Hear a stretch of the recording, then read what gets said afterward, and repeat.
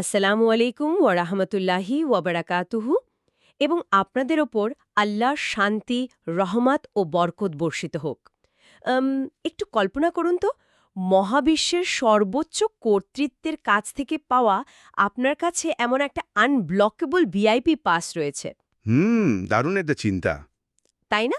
মানে এমন একটা পাস যা সমাজের কোনো প্রত্যাশা, বসের রাগ বা দেশের রাজনৈতিক পরিস্থিতি কোনো কিছুই বাতিল করতে পারবে না।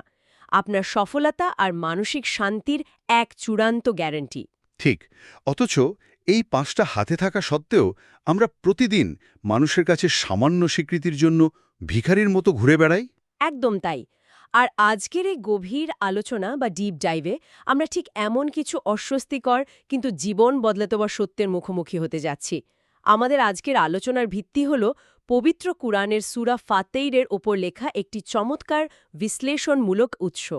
আর আমাদের মিশন হলো এই সূরার প্রথম থেকে শেষ আয়াত পর্যন্ত, মানে আয়াতের ক্রমিক বিন্যাস অনুসারে ধাপে ধাপে সেই সমস্ত জীবন গঠনমূলক শিক্ষাগুলো বের করে আনা। যা মানুষের দৈনন্দিন জীবন, মনস্তত্ত্ব এবং আধ্যাত্মিকতাকে গভীরভাবে প্রভাবিত করতে পারে। শ্রোতাদের বলে রাখি, এটি নিছক কোনো সাধারণ সারসংক্ষেপ নয়। আধুনিক জীবনের উদ্বেগ, মানুষের সম্মান খোঁজার অন্তহীন দৌড় আর মহাজাগতিক অসাধারণ পরিকল্পনার সাথে আমাদের সম্পর্কের একটা রোমাঞ্চকর যাত্রা। তো শুরু করা যাক। অবশ্যই এই যাত্রার শুরুটাই হয় আমাদের মহাজাগতিক দৃষ্টিকোণকে একদম রিবুট করার মাধ্যমে। সূরা ফাতিরের একেবারে প্রথম আয়াতেই ফেরেশতাদের কথা বলা হয়েছে। আচ্ছা। প্রাচীন মিথোলজিতে আমরা দেখি ফেরেশতা বা এই জাতীয় সত্তাদের অনেক সময় স্বাধীন উপদেবতা হিসেবে ভাবা হতো, কিন্তু এই আয়াতে খুব স্পষ্টভাবে বোঝানো হয়েছে যে তারা কোনো স্বাধীন ক্ষমতাবান সত্তা নয়। তার মানে তারা পুরোপুরি আজ্ঞাবহ। একদম। তারা স্রষ্টার নিখুঁত প্রশাসনিক কাঠামোর আজ্ঞাবহ সৃষ্টি। আয়াতে তাদের ২, ৩ বা ৪ ডানা থাকার কথা বলা হয়েছে। এটা নিছক আক্ষরিক ডানা নয়, আসলে এই ডানার ভিন্নতা তাদের মহাজাগতিক দায়িত্ব পালনের গতি, দক্ষতা আর ক্ষমতার স্তর নির্দেশ করে। হ্যাঁ, মানে পুরো মহাবিশ্ব যে একটা অত্যন্ত সুশৃঙ্খল আর স্তরভিত্তিক প্রশাসনের অধীনে চলছে, এটা তারই একটা রূপক, তাই তো? ঠিক তাই। একটা মহাজাগতিক ক্যানভাস। মহাবিশ্বের এই সুশৃঙ্খল প্রশাসনিক কাঠামোর ধারণাটা কিন্তু আমাদের ব্যক্তিগত জীবনের একটা বড় মনস্তাত্ত্বিক সমস্যার সমাধান দেয়। মানে সবকিছু যদি ওই একক কর্তৃত্বের হাতেই থাকে, তবে আমাদের এত উদ্বেগের কারণ কি? দ্বিতীয় আয়াতের দিকে তাকালেই তো ওই আনব্লকেবল ভিআইপি পাসের ব্যাপারটা মিলে যায়। হ্যাঁ, দ্বিতীয় আয়াতে বলা হচ্ছে, আল্লাহ মানুষের জন্য যে রহমতের দরজা খুলে দেন তা কেউ বন্ধ করতে পারে না, আর তিনি যা বন্ধ করেন তা কেউ খুলতে পারে না। ওয়াও! যখন কেউ এই চরম সত্যটা হৃদয়ে ধারণ করে যে তার জন্য নির্ধারিত আশীর্বাদ পৃথিবীর কোনো শক্তি ঠেকাতে পারবে না, তখন তো তার ভেতরের সব জাগতিক ভয় দূর হয়ে যাওয়ার কথা। ঠিক।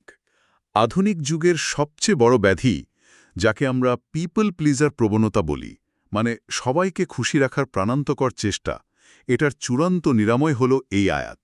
আমরা যখন জানি আমাদের রিজিক বা সম্মান চূড়ান্তভাবে নির্ধারিত, তখন বসের ভ্রুকুটি আমাদের আত্মবিশ্বাস টলাতে পারে না। দারুণ বলেছেন। এই নির্ভীক মানসিকতা নিয়েই তৃতীয় এবং চতুর্থ আয়াতের শিক্ষাটা আসে। পৃথিবীতে সত্যের পথে চলতে গেলে প্রত্যাখ্যানের মুখোমুখি হতে হবে। উৎসটি মনে করিয়ে দিচ্ছে যে সত্যের প্রত্যাখ্যান কোনো ব্যক্তিগত ব্যর্থতা নয়। মানে এটা ইতিহাসেরই একটা অংশ। একদম। যুগে যুগে নবীরাও প্রত্যাখ্যাত হয়েছেন। এটা মানব ইতিহাসের এক ধারাবাহিক অহংকারের রূপ। আমাদের কাজ শুধু সততার সাথে দায়িত্ব পালন করা। ফলাফলের দায়িত্ব কেবল স্রষ্টার। মানুষের প্রত্যাখ্যানকে ব্যক্তিগতভাবে নিয়ে হতাশ হওয়ার কোনো অবকাশ নেই। কিন্তু এখানেই আমার একটা বড় দার্শনিক খটকা লাগে। আচ্ছা, কি সেটা? যদি ঐশী রহমত অবারিত থাকে আর আমাদের দায়িত্ব শুধু চেষ্টার মধ্যে সীমাবদ্ধ থাকে, তবে মানুষ এত ব্যাপকভাবে নৈতিক অবক্ষয়ের শিকার হয় কেন? আমরা তো আধুনিক মনস্তত্ত্বে নিজেদের ভুল সিদ্ধান্তকে দায়ী করি, কিন্তু ৫ থেকে ৮ নম্বর আয়াতে তো একটা সক্রিয় শিকারী সত্তা মানে শয়তানের কথা বলা হয়েছে। হ্যাঁ, শয়তানের শত্রুতার কথা স্পষ্ট করা হয়েছে। সত্যি বলতে, এটা কি মানুষের জন্য নিজেদের দায় এড়ানোর সবচেয়ে সহজ একটা অজুহাত নয়? মানে আমি তো ভালোই ছিলাম, শয়তান আমাকে দিয়ে এই খারাপ কাজটা করিয়েছে, এমন বলাটা তো জবাবদিহিতাকে শূন্য করে দেয়। আসলে আপাতদৃষ্টিতে এমনটা মনে হতে পারে, কিন্তু মনস্তাত্ত্বিক বাস্তবতা সম্পূর্ণ বিপরীত। শয়তানের এই সক্রিয় শত্রুতার ধারণা মানুষকে দায়মুক্ত করে না, বরং তাকে হাইপার ভিজিল্যান্ট বা অতি সতর্ক করে তোলে। অতি সতর্ক। সেটা কিভাবে? বিষয়টা অনেকটা এমন, ধরুন আপনি জানেন যে আপনার কম্পিউটারে হ্যাকাররা সবসময় আক্রমণ করার চেষ্টা করছে। এই জ্ঞান কি আপনাকে দুর্বল পাসওয়ার্ড ব্যবহারের লাইসেন্স দেয়? মোটেও না, বরং আমি আরও স্ট্রং অ্যান্টিভাইরাস ব্যবহার করব। ঠিক। যে কোনো অচেনা লিঙ্কে ক্লিক করার আগে দুবার ভাববেন। এই অতি সতর্কতার অংশ হিসেবেই উৎসটি এখানে হৃদয়ের 5টি ধ্বংসকারী উপাদানের কথা খুব গভীরভাবে বিশ্লেষণ করেছে, যেগুলো মূলত শয়তানের সূক্ষ্ম মনস্তাত্ত্বিক ফাঁদ। আচ্ছা, এই হ্যাকারদের আক্রমণ ঠেকানোর জন্য তো আগে আমাদের ওই ম্যালওয়্যার বা ভাইরাসগুলো চিনতে হবে। এই 5টি উপাদানের মেকানিজম আসলে কেমন? প্রথম উপাদানটি হল অলসতা, অহংকার বা হতাশা। শয়তান সরাসরি কাউকে বড় পাপ করতে বলে না। সে প্রথমে মানুষের মনে অলসতা ঢুকিয়ে দেয়, যা ভালো কাজ থেকে দূরে রাখে। আর তারপর? এরপর আসে অহংকার, যা ভুল স্বীকার করতে দেয় না। আর সবশেষে আসে হতাশা, মানে মানুষ ভাবে আমি এত পাপ করেছি যে আমার আর ফেরার পথ নেই। এর বিরুদ্ধে লড়াইয়ের উপায় হল আল্লাহর জিকির এবং তার কাছে আশ্রয় প্রার্থনা করা বা ইস্তেআজা। বুঝতে পেরেছি। দ্বিতীয় উপাদানটা কি? দ্বিতীয়টা হল সামাজিক প্রভাব বা সোশ্যাল অসমোসিস। যারা স্রষ্টার ব্যাপারে উদাসীন তাদের সাথে অতিরিক্ত মেলামেশা করা। আপনি যাদের সাথে দিনের পর দিন মিশবেন তাদের আধ্যাত্মিক উদাসীনতা ধীরে ধীরে আপনার ভেতর প্রবেশ করবে। মানে যেটাকে আমরা খুব সাধারণভাবে নেটওয়ার্কিং বা আড্ডা বলি, সেটা সচেতনভাবে না করলে আধ্যাত্মিক আত্মহত্যার কারণ হতে পারে। আর তৃতীয় মোহটা মনে হয় আমরা সবাই ফেস করি। হ্যাঁ, তৃতীয়টা হলো সময়ের বিভ্রম, মানে তওবা করার জন্য বা ভালো পথে আসার জন্য হাতে অফুরন্ত সময় আছে এই চিন্তা। এটা আধ্যাত্মিক কাজে ক্রমাগত বিলম্ব ঘটায়। আমরা ভাবি কেরিয়ার গুছিয়ে বৃদ্ধ বয়সে সব ঠিক করে নেব। প্রেজেন্ট থেকে ফিউচারে ঠেলে দেওয়া। আর চতুর্থটা? চতুর্থ উপাদানটি হল সৃষ্টির কাছ থেকে ভালোবাসা বা নিরাপত্তা খোঁজার তীব্র আসক্তি। আমরা যখন স্রষ্টাকে বাদ দিয়ে মানুষের কাছে বা কেরিয়ারের কাছে শর্তহীন নিরাপত্তা খুঁজি, তখন নিজেদের হৃদয়কে চূড়ান্ত ভাঙনের দিকে ঠেলে দিই, কারণ সৃষ্টি নিজেই তো ক্ষণস্থায়ী। এই পয়েন্টটা তো বর্তমান সময়ের সবচেয়ে বড় ব্যাধি। সোশ্যাল মিডিয়ায় হাজার হাজার লাইকের মাধ্যমে বা কর্পোরেট সিঁড়ি বেয়ে মানুষ সম্মান খোঁজে। এই সম্মান খোঁজার ইঁদুর দৌড় তো পুরোপুরি একটা মরীচিকা। ঠিক, এই মরীচিকার কথাটি সূরা ফাতিরের 10ম আয়াতে আঘাত করেছে। আল্লাহ ছাড়া অন্য কোথাও সম্মান খুঁজলে তা অনিবার্য অপমানের দিকে নিয়ে যায়। প্রকৃত সম্মান আসে ঐশী নীতি মেনে চলার মাধ্যমে, আর এখানে ঈমান ও আমলের অবিচ্ছেদ্যতার কথা বলা হয়েছে। বিশ্বাস আর কাজ। হ্যাঁ, কেউ দুর্নীতিগ্রস্ত কাজ করে নিজেকে বিশুদ্ধ হৃদয়ের অধিকারী দাবি করতে পারে না। কাজ ছাড়া বিশ্বাস যেমন অসার, তেমনি বিশ্বাসহীন ভালো কাজও শূন্যতা তৈরি করে। দারুণ বলেছেন। আচ্ছা, আপনি যে 5টি ধ্বংসকারী উপাদানের কথা বলছিলেন, তার পঞ্চম পয়েন্টটা কিন্তু মনে হচ্ছে বাকিগুলোর চেয়ে একটু ভিন্ন। ঠিক ধরেছেন। পঞ্চমটি হল অতিরিক্ত ভোজন এবং অতিরিক্ত ঘুম। এখানে একটা গভীর নিউরোথিওলজিক্যাল বা স্নায়বিক ধর্মতাত্ত্বিক বিষয় জড়িত।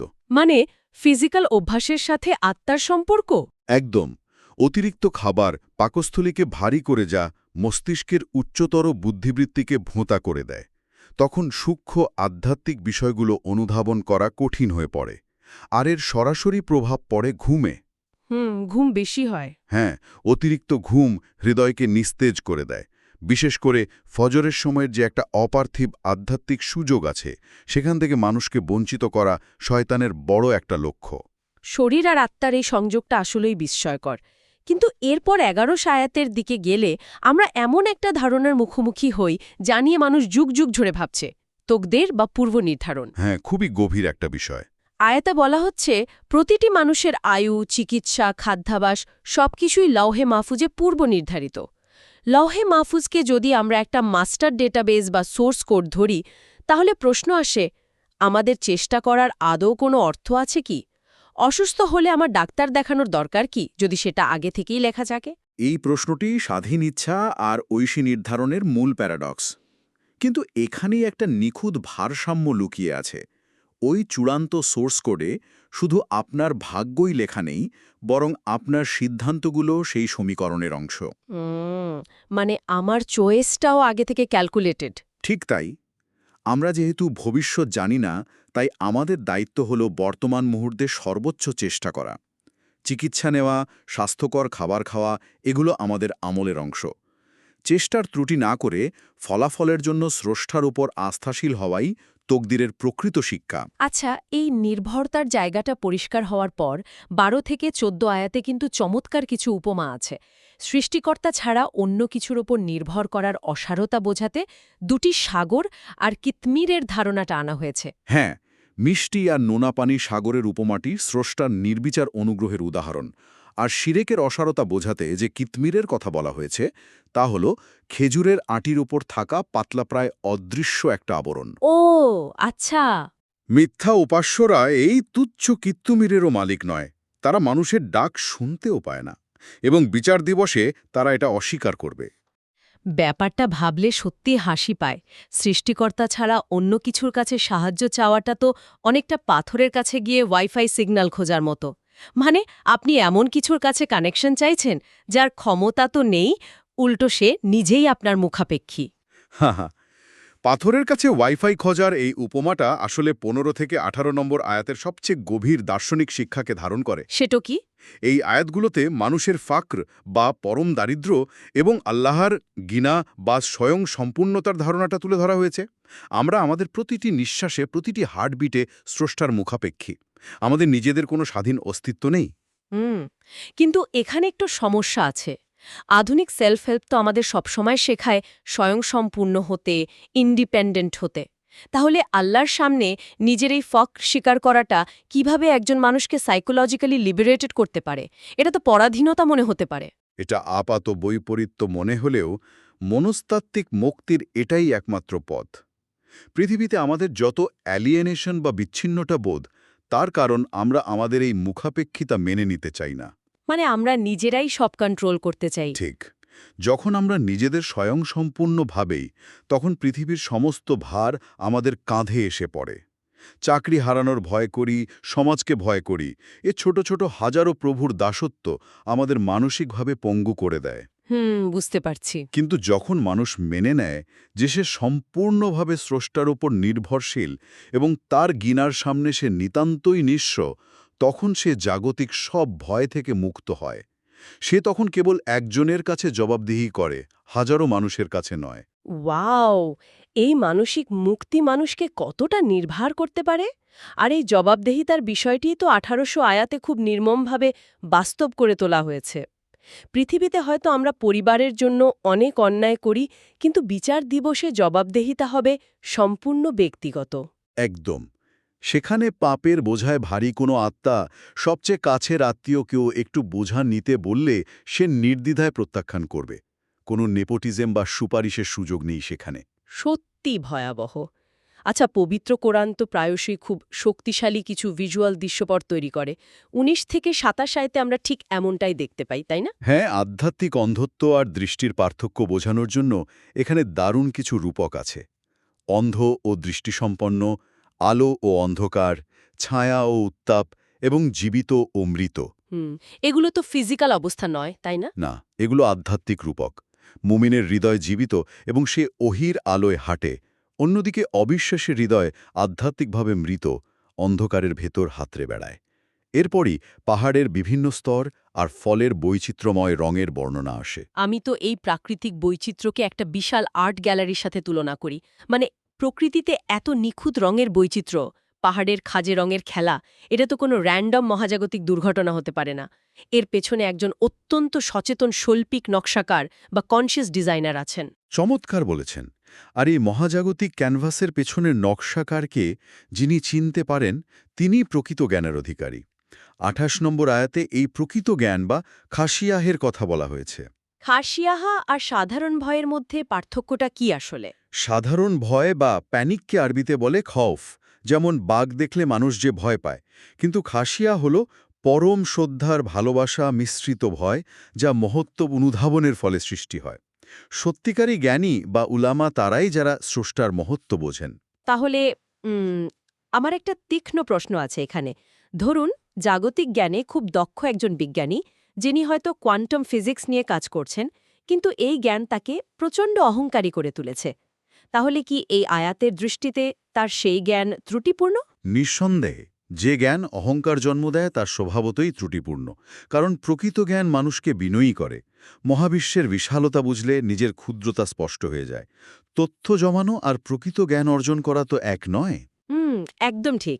আর এই ক্ষুদ্রতা অনুধাবনের পর ৩২ নম্বর আয়াতে আল্লাহর বিশাল রহমতের কথা আসে। বলা হয়েছে আল্লাহর রহমত এমনকি নিজের প্রতি জুলুমকারী মুমিনদেরও বেষ্টন করে রাখে, যারা পাপ করে ফেলেছে। শর্ত একটাই, তারা যেন শিরক না করে। এটা মানবজাতির জন্য অনেক বড় একটা আশার বাণী। আচ্ছা, ২৯ ও ৩০ নম্বর আয়াতে একটা চমৎকার ধারণার কথা বলা হয়েছে না? তিজারাতান লান্তাবুর, বা এমন ব্যবসা যাতে কোনো লোকসান নেই। হ্যাঁ, আমরা অনেক সময় নামাজ পড়া বা দান সৎকা করাকে দৈনন্দিন বোঝা মনে করি, কিন্তু এগুলো কোনো বোঝা নয়। এগুলো হলো সবচেয়ে নিরাপদ ইনভেস্টমেন্ট।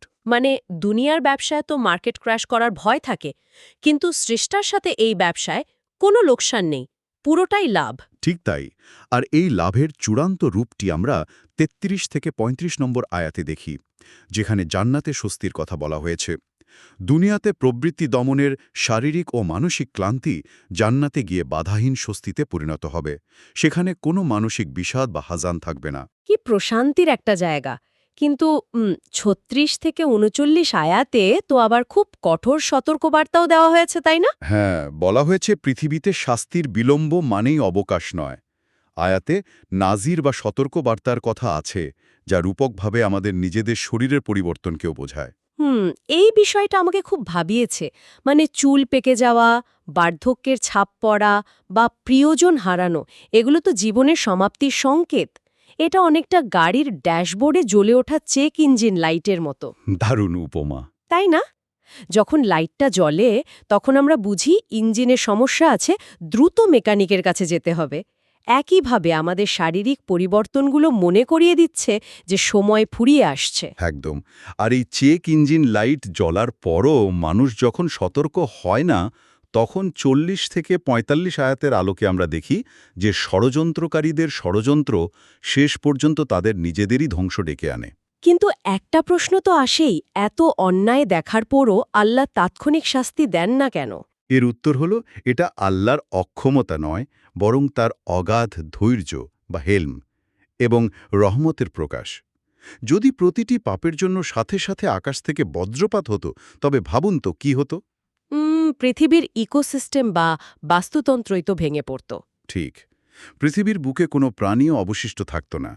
তিনি মানুষকে তওবা করার জন্য এই অবকাশ দেন। সত্যি, মহাজাগতিক এই মহাপরিকল্পনা আমাদের চিন্তার জগৎকে নতুন করে সাজাতে বাধ্য করে।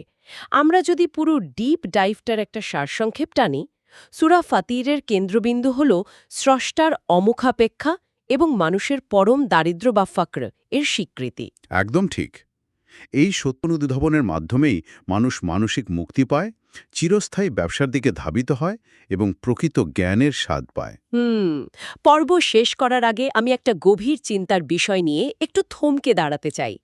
ভাবুন তো, প্রতিদিন আয়নায় দেখা আপনার মাথার ওই একটা নতুন সাদা চুল, বা ক্যালেন্ডার থেকে খসে পড়া প্রতিটি দিন যদি নিছক বয়স বাড়ার কোনো প্রাকৃতিক লক্ষণ না হয়ে থাকে।